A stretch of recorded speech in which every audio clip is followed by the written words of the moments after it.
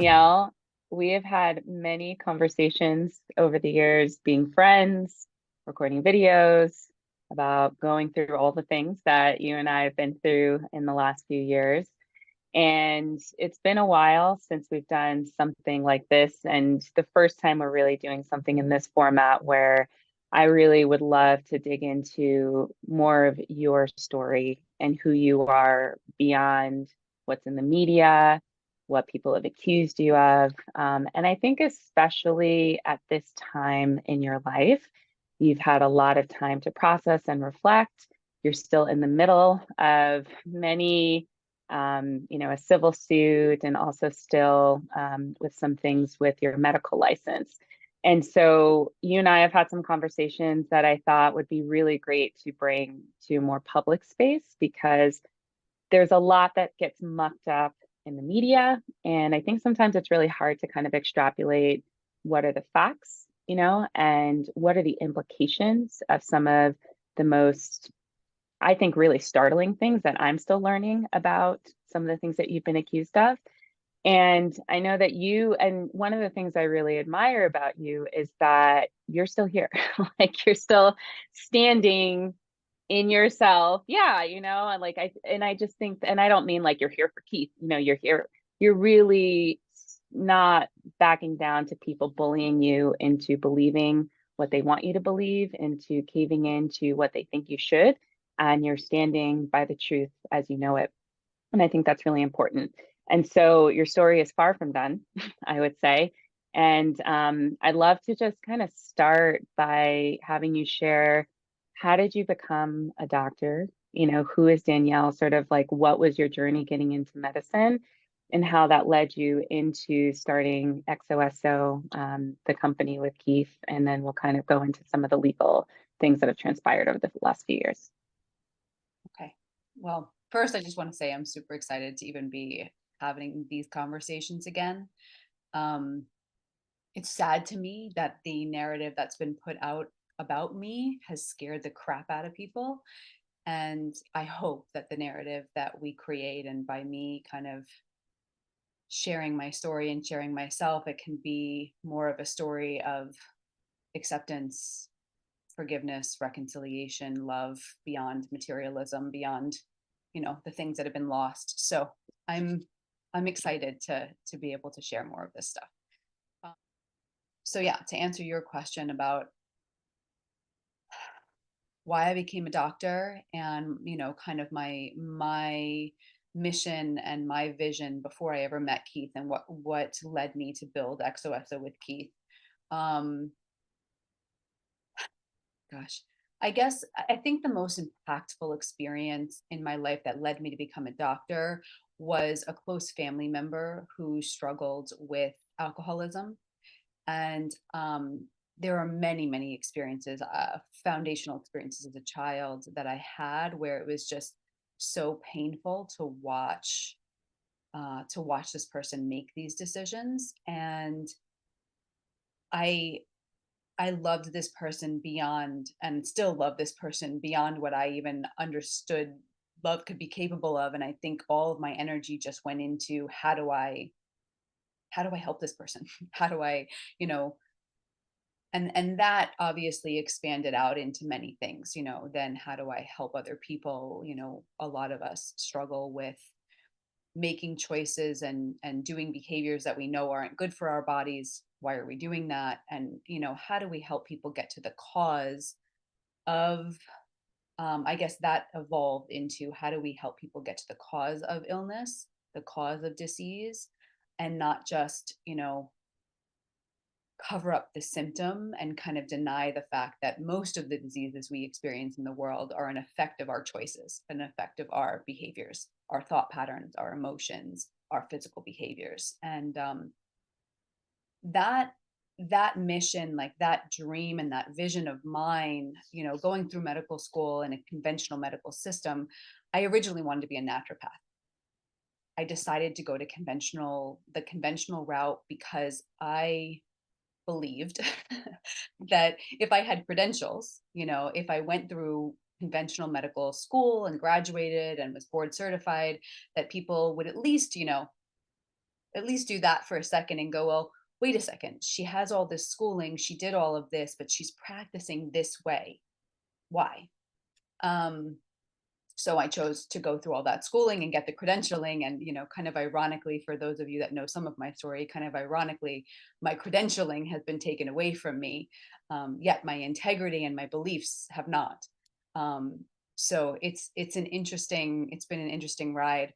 Um, so that vision of wanting people to, well, first of all, me wanting to understand the real root cause of disease, um, through residency and through conventional medical school, I was a bit different than most of the people that were there. And I really was kind of digging for like, what's the cause of this? So I was taking a master's in nutrition at the same time as my medical degree, because most people know now that doctors aren't taught anything about nutrition. I was doing a lot of like emotional reflection, thought reflection. I was reading about like Molecules of Emotion by Candace Perth, and I was the Biology of Belief by Bruce Lipton. That I believed that our beliefs, our thoughts were things, and they created an emotional response in our body and beliefs in our body, and that dictated our behavior, which is responsible for, I would say, 95%, maybe even more now with my experience of disease that manifests in the body. And Bruce Lipton and Candace Perth and people like that were just starting at that time to really make the connection between our thoughts, our emotions, and our physical biology, and how the thoughts create emotions, which create chemicals, very physical biochemical reactions that create a physical response in your body. This kind of leads me more to why I was so interested in Keith's work. Keith was doing what I perceived then, and what I still believe now, is revolutionary work. He had a methodology that he discovered through his own process, I believe, of self-discovery and observation, where he created a conversation between people, called rational inquiry, that helped people to be able to become aware of their belief systems. And if the belief system wasn't aligned with reality, would essentially fill in some of the gaps and help them create a more reality based perception or belief. And this oftentimes had very physical effects in people's bodies. um, one person was completely had this rounded spine and was hunched over in this position, and did one of these explorations, had a belief, a foundational belief shift, and literally crack, crack, crack, crack, crack, crack, crack, started to stand up straight. Or as you know, Michelle, our friend Mark Elliott was able to use these tools and consistently over a year and a half, remodel his belief system, and um, completely, I don't want to use the word cure, but overcome his patterns of Tourette's, and change his whole experience of having Tourette's, through thoughts and beliefs, and emotions. So this was, I mean, for my mission in the world, for what I wanted to bring to the world, for what I wanted to discover for myself, I was like, oh God, like I need to study this. Like, this gentleman that I'm meeting clearly has observed the physics of thoughts and emotions and physical body in a way I haven't seen anybody break down into just a very specific scientific minimal set of like, this is how this works, cause and effect, no mystical, my emotions do this, my emotions create this, my, just like, this is how it works. So I was very drawn to the work because of that. And as I did the work, I also discovered, I do believe we have to be the change in that we want to see in the world. So I very much wanted to find out for myself. I knew there were rumors, I knew there were other things going on, but I very much wanted to find out for myself what this work was all about. And I did, and I it had tremendous impacts on my life then that I think were very beneficial, and it's still having tremendous impacts on my life that I think have helped me to navigate the narrative that's put out in the media, me losing my livelihood multiple times at this point, and other things. So Awesome. Yeah, it's cool to hear you describe the process of rational inquiry again. Sometimes I I forget. I'm like, yeah, that's some good stuff. So I won't go too much into like how you got involved with DOS. I think a lot of that is shared in the Dossier Project and our videos there. But maybe if you could just talk about how you were approached with doing the branding, what branding is, any considerations, any hesitancies you had in being approached about that, doing it, not doing it, I think would be helpful for people to see like, I think out there it's seen, and especially in the ways that you're accused right now and positioned in the current narrative, is that you were scheming with Allison and Keith to, get women into a situation that they couldn't get out of. And I think that's far from the truth. So if you could share a little bit about how you came to be a part of that process, I think that would bring some light there. Sure. This is actually a really fun question for me now. Didn't always used to be, but actually, it's actually one of self-discovery for myself. When I was approached with this opportunity, it didn't feel like an opportunity at the time. It was scary. It was very much like a double-edged sword for me. My mindset of the body to that point had really been a very purist mindset. You know, as a doctor, I saw myself, and I still see myself as a protector of life. Whether that's plants, insects, animals. But as you know, I've been a vegetarian now for probably 9 or 10 years, and that's in line with my real respect and sanctity for just living things. And the branding really challenged that belief system in me. It had me question foundational, at least explore and question foundational beliefs about how much I was, really protecting the body. And I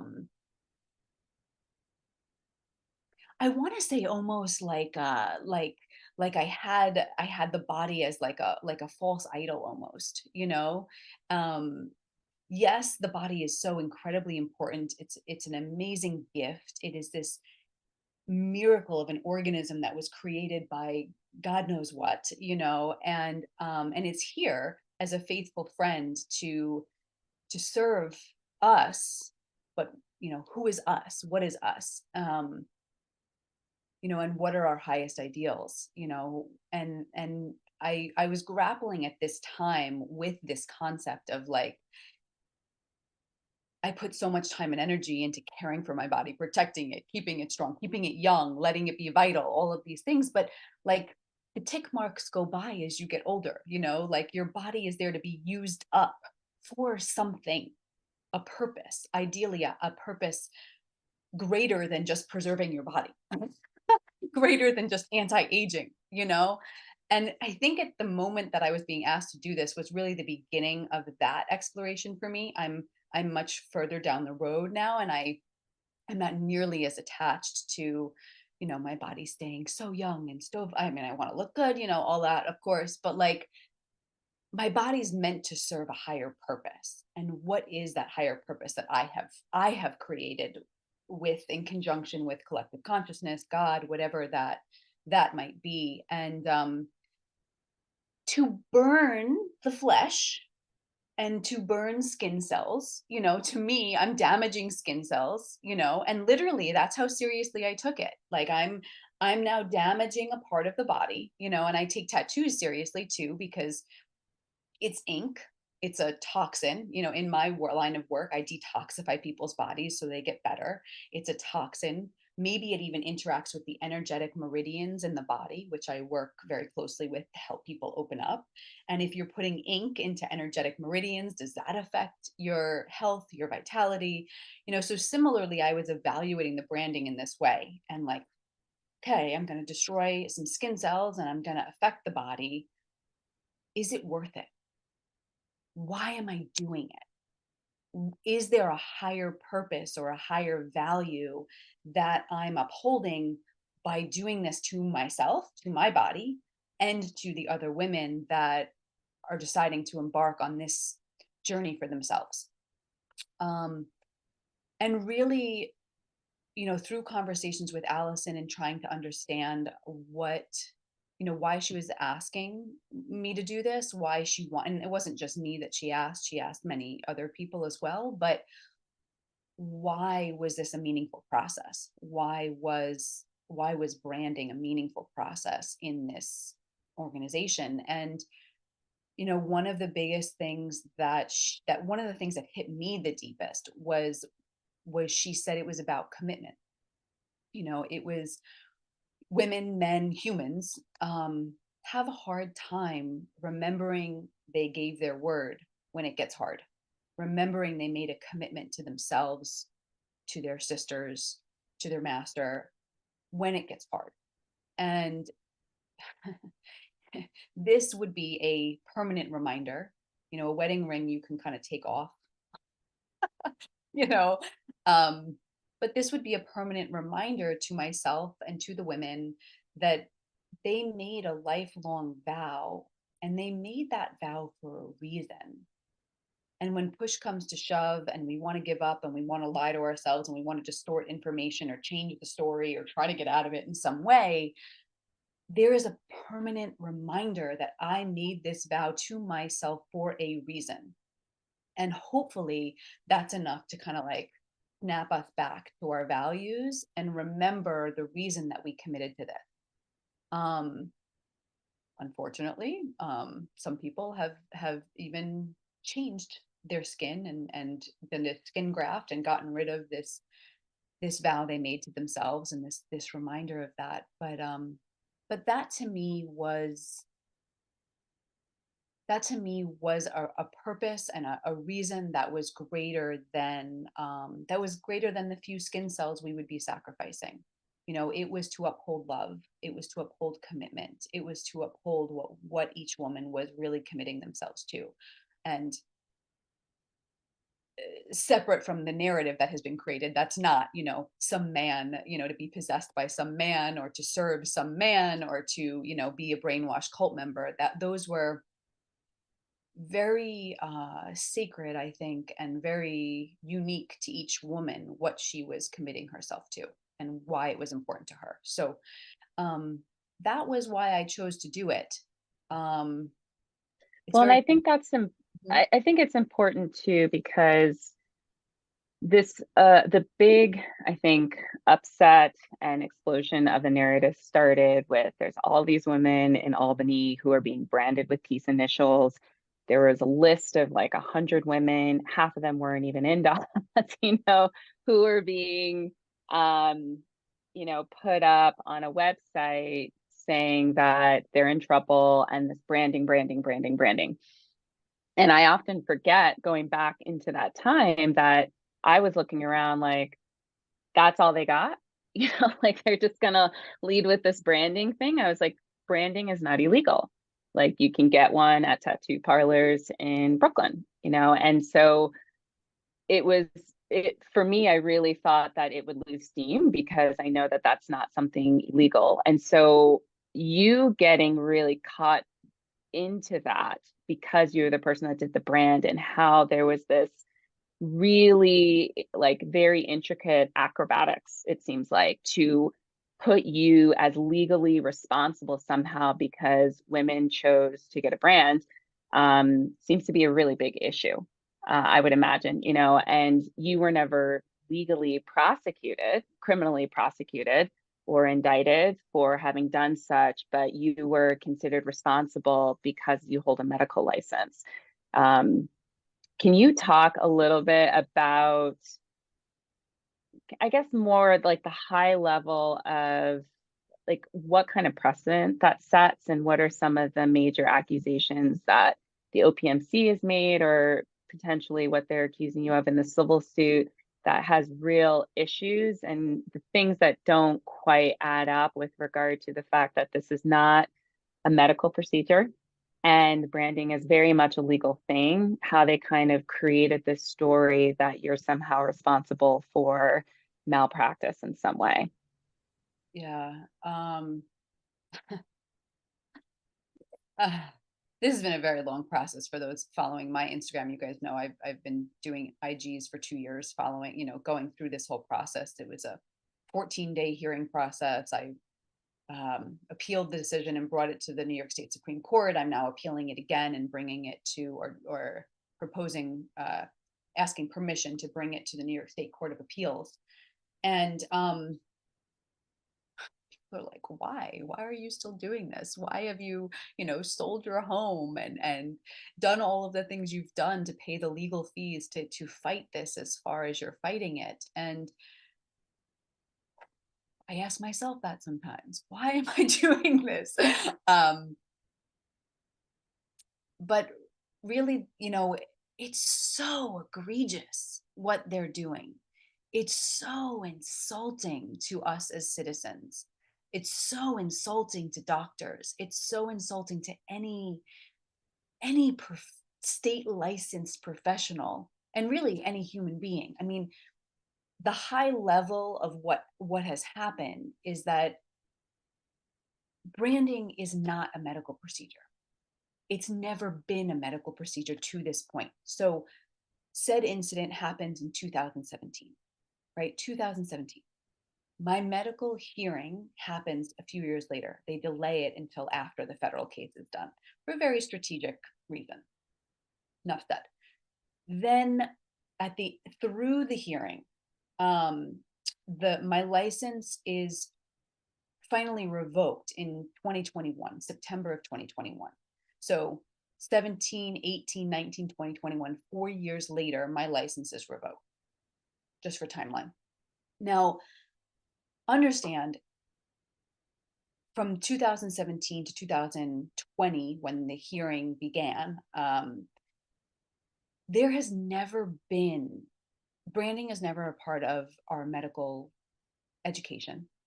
Not in surgery, not in plastic surgery, not in any specialty has branding ever been taught to physicians. And this is testified to in the hearing by the opposition's expert witness. We asked, my attorney cross-examined them and said very clearly, have you ever heard of any classes? Have you ever heard of any trainings? Have you yourself ever learned branding with an electrocautery machine? Has there ever been any scholarly articles or papers or anything on branding? Long pause. No. No is the answer. There are no, you can Google it right now while you listen to my interview. PubMed articles. That's, a large scholarly platform for medical research. JAMA, any medical articles. Search for yourself, look up branding. There is nothing. I mean, this is a tribal ritual that has scarification that's gone on for thousands of years. Thousands of years we've had branding. Never has it ever been referred to as a medical procedure. There's no scholarly articles, there's no classes, there's no insurance codes. You can't get reimbursed for branding. There's no way to order it, and there's no way to bill for it. It does not exist in medicine. And yet, the law typically is that you can't be held responsible to uphold the standard of care, the medical standard of care, if the standard of care is unknown. So in 2017, when I made the decision to do this, and I knew it had nothing to do with the practice of medicine, I didn't have a tattooing license. So if I didn't have a tattooing license, would I be leaning on my medical license to do this? No, because in New York State, you don't need a medical license. You don't need a license, period. A tattooing license, a medical license, any license to engage in branding. The Omegas, the other fraternities that do branding, nobody else has ever needed a medical license or a tattooing license or a branding license to do this. So when I chose to do it in 2017, there was absolutely no medical standard around branding. There still isn't. However, they've decided to revoke my medical license for something that never had a medical precedent. Do you understand? They are taking a political media campaign And because they can't reconcile it emotionally, and they don't understand what I was doing, and they don't know why I was doing it, and it scares them, and they have no other way to figure it out. This is just human nature, right? Something we don't understand, like a Black person or different color skin or a race or a gender or a gender change, whatever it might be, transgender. We get scared. We create some sort of story, hate, judgment, and we freak out. So there is the discriminatory decision that has been made to revoke my medical license when there was absolutely no standard in place to allow them to do so.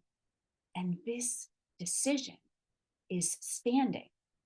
Not only is it standing, it's taken my entire livelihood away, but I got a second career after medicine, and I started selling life insurance for 2 years and started to try to pick myself up from my bootstraps in 2019 and build another career for myself. And I was licensed by the state as an insurance broker.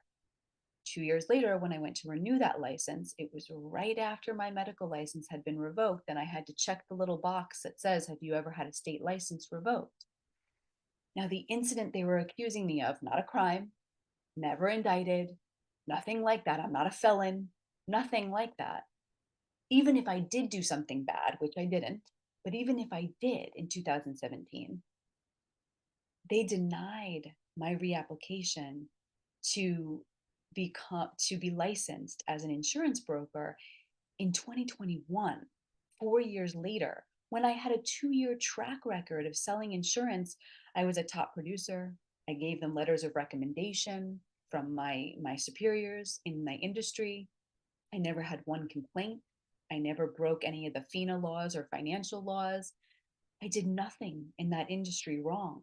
But because of the prejudicial decision that was made in medicine, another state agency is making the same prejudicial decision and saying, I'm not qualified or morally fit to do the job I was doing with flying colors for 2 years. If I do not fight against this precedent, it takes all of our rights away, not just mine. Any state licensed professional, any professional who has been licensed by the state, if they don't like what you're doing, if they don't like the way you're living your life, let's say you want to homeschool your kids, you don't like the school system anymore, or you know what, you don't want to get a vaccination, but you're a physician. You should know, doc, you know the science, you should get a vaccination. We're taking your license for that. That's happened.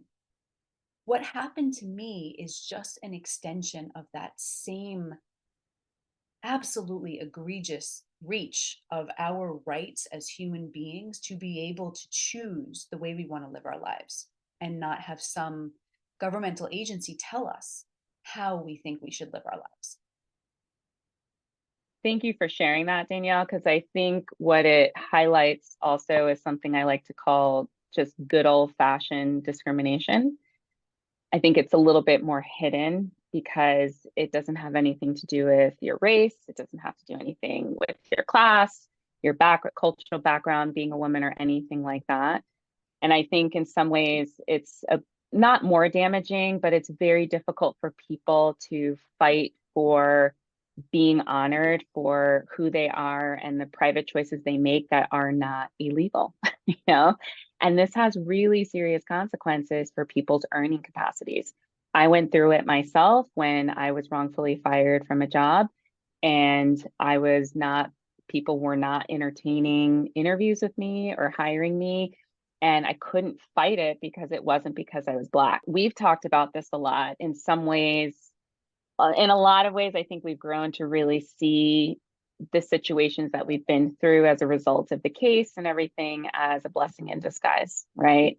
There's certain things that we've been able to learn about ourselves, what we care about, and to kind of see the larger picture of some of the things that are going on in the world where people are not being treated well, that they're being dragged through the system without the kind of resources in the form of finances or, support that we've had along the way.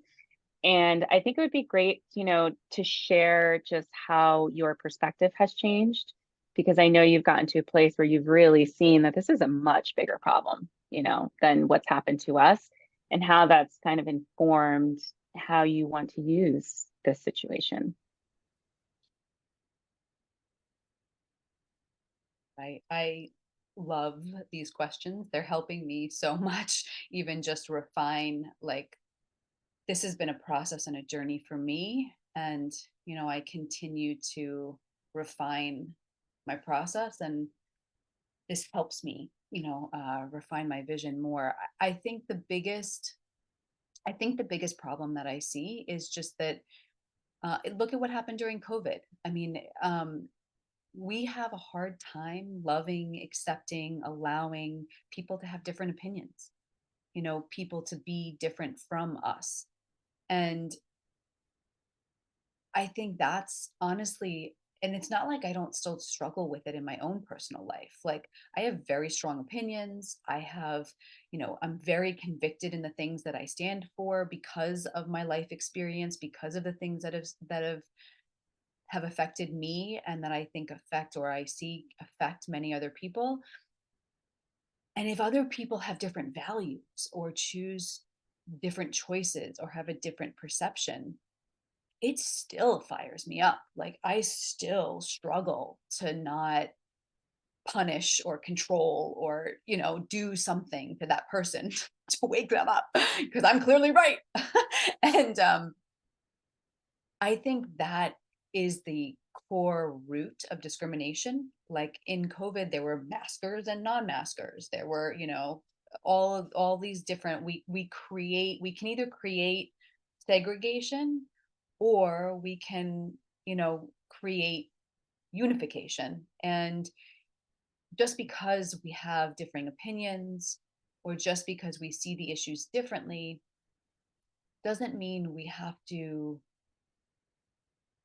discriminate against each other, punish each other, hate each other. I think ideally we learn to see that as a positive.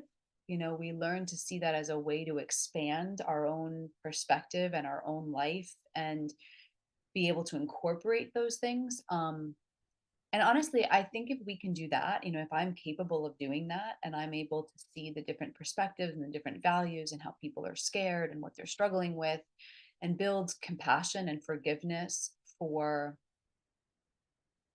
the people that have very directly affected my situation, um, I think I will be able to help other people be able to do that, and take them through the process that I went through. And honestly, I think this is the root of war. I mean, it's the root of domestic violence, it's the root of war, it's the root of discrimination, it's inequality, it's the root of hate. And I think if we can learn to, I mean, it sounds so apropos and cheesy, if we can just learn to love each other, if we can just get along, why can't we all just get along? But it really is that, and in a very real way, and it's hard, at the moment where your fears are triggered or your stuff is triggered. Like, can you still choose to love the person in front of you and not blame them, and not rip them down, or not punish them, or not, want to obliterate them out of society, or put them in prison because they challenge your beliefs? Can you use that to help you grow and still choose love?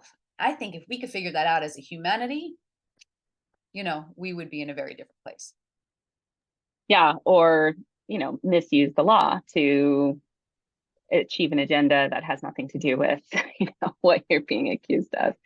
Um, But, as we're just kind of wrapping up here, Danielle, it's a big case. It's been several years with many different facets. Is there anything that you really wish people knew about the case that's kind of been buried and hidden under some of the more salacious things in the narrative right now, that you think, if people just, like, are there things you walk around with, like, man, if people knew this, like, they have no idea? Are there any things like that you would want to make sure people understand, about the record?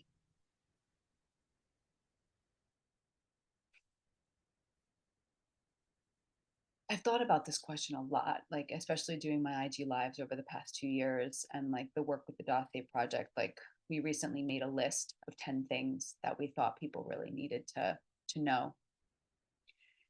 And I just find, like most things in medicine and helping people get well, it's a lack of education, and in this case, for me, it was a lack of education in understanding human dynamics, like understanding the dark and light sides of humanity and what we're capable of when we get scared, what we're capable of when we feel like our self-worth is based on our image or our success or people liking us, or how much money we have, what class we're in financially. And I think that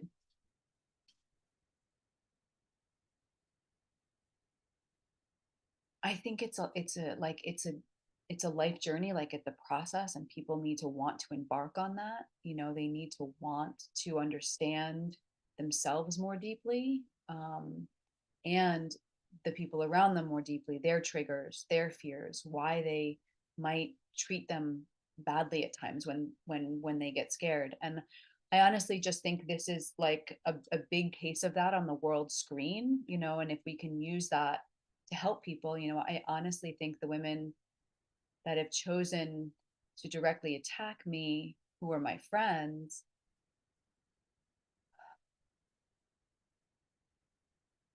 I can't speak for them, and I won't speak for them, because the only thing I have is my own process. Like, I know there were fears I had that were so terrifying, of not being able to produce for myself, not being able to support myself as an adult 41-year-old professional woman, losing my status as a physician, or my status as like a, privileged white, intelligent, smart woman, and now being treated like just in a very, like a much lower financial class, and not being able to afford the things I usually can. Like, my own fears about not being special, not getting privileges I normally get. Um, those things were terrifying to me. And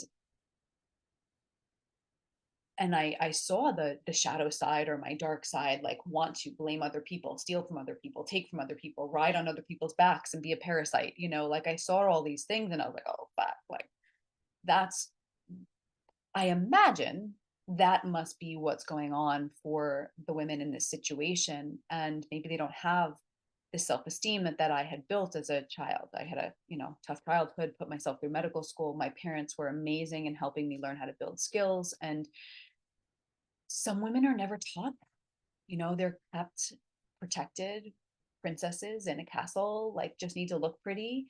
And when shit hits the fan, like what skills do they have? What coping skills do they have to actually interface with reality and uphold their values?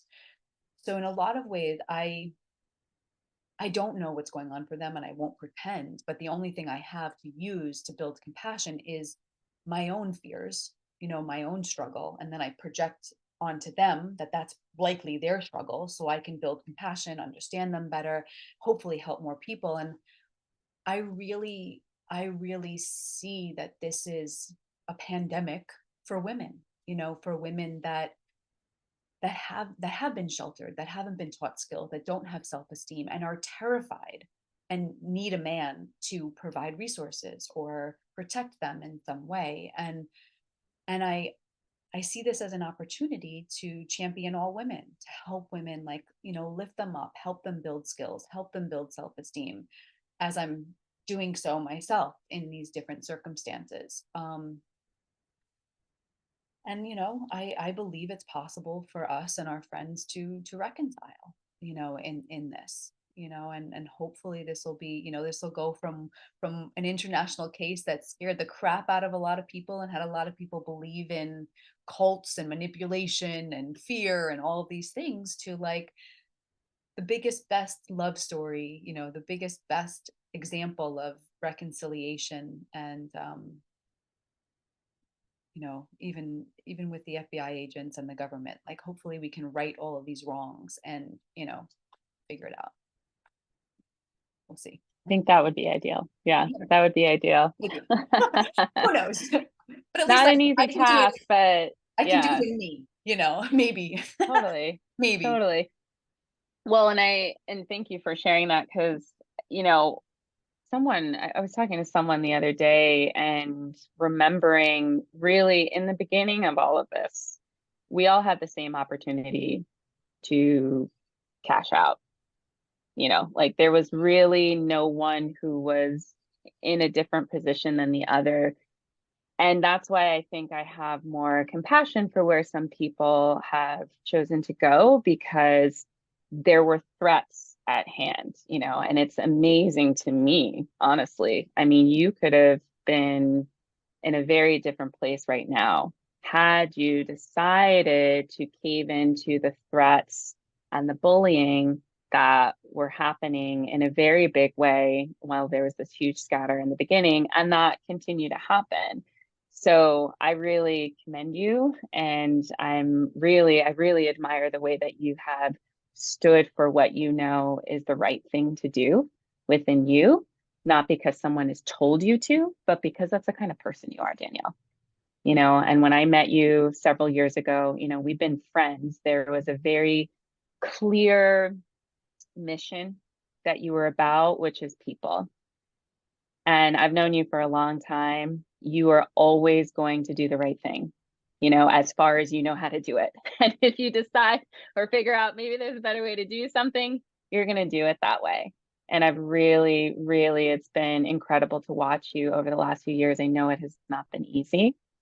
And I think through it, you've really found an even larger calling to be a better you and to use the situation to help more people, that are going through things that they don't have a platform, or they don't have a lot of media attention around it. And I think having your story out there and people really seeing that we're not talking about really like right or wrong. We're talking about, is someone being punished right now because of the facts that, of something happened, or are we taking a lot of hysteria and trying to morph it and do all this gymnastics to turn it into something, a new legal precedent? I think that is the biggest issue here right now.